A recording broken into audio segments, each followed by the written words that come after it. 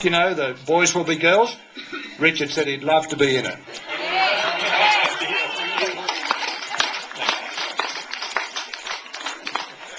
Thank you, Chairman John, distinguished guests, ladies and gentlemen, but particularly Jane. I thought that was a tremendous speech, and congratulations for that, but to Dr. Scott as well for being here tonight.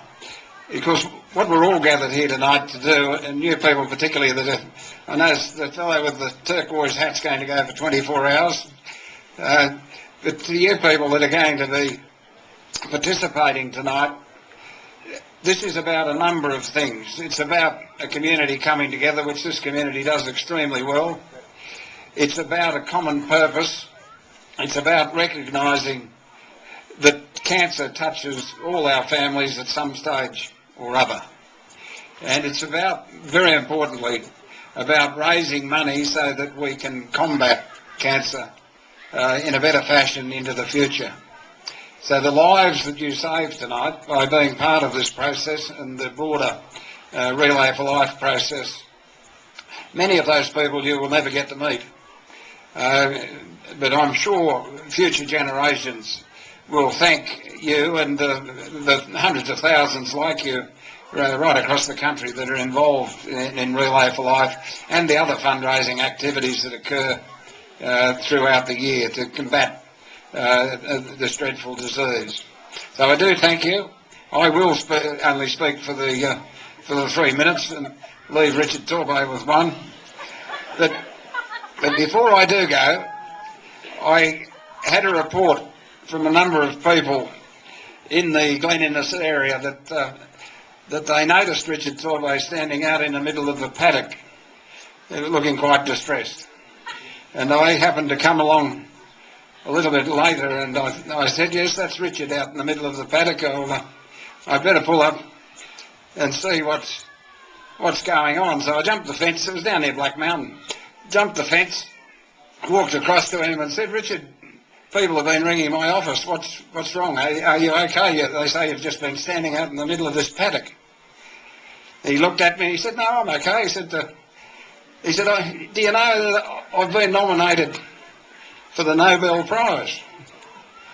And I said, yeah, well, that's very nice, but why are you standing out in the middle of this paddock? And he said, oh, well, they only give it to people outstanding in their field.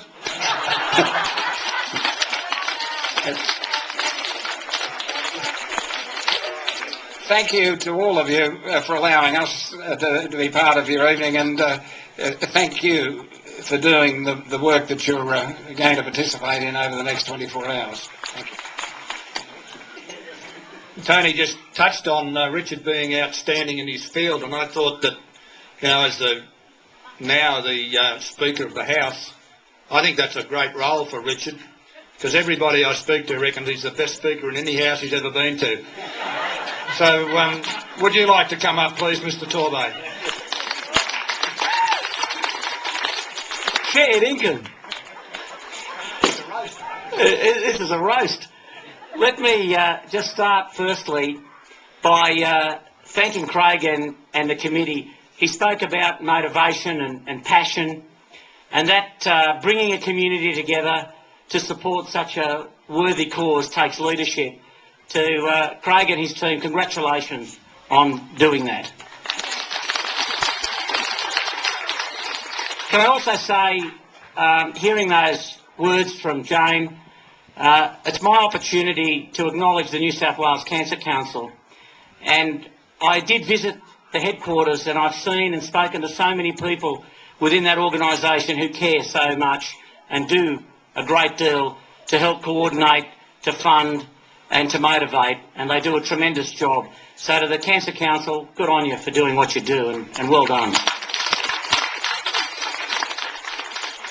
Can I also say we have other speakers, but we lost my wife's dad last year to cancer, and whilst I very much enjoy being here, and I was here last time for Glen Innes' relay, and it was motivating as well, and also a little revealing about just how many people are touched by this dreadful disease. And I'm also here as a private citizen, and it's important that we continue to send the messages that you are clearly sending of support for better research, for better services, and the strong advocacy that comes from you is a very, very important message. So congratulations to you on that.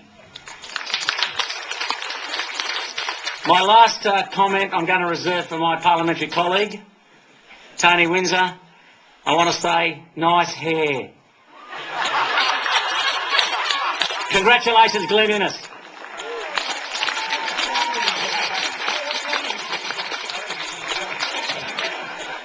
I can't see a damn thing wrong with his hair, can you?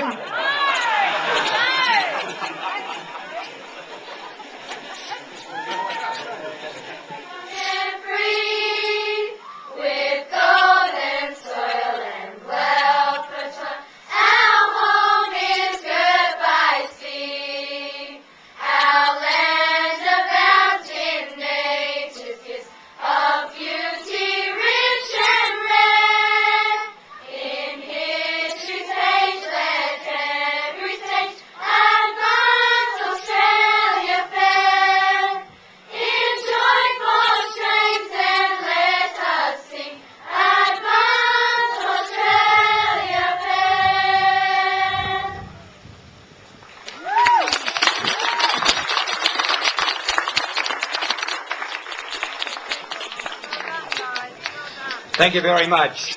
And a warm thank you to the Glen Innes High School Choir for that rendition of our national anthem.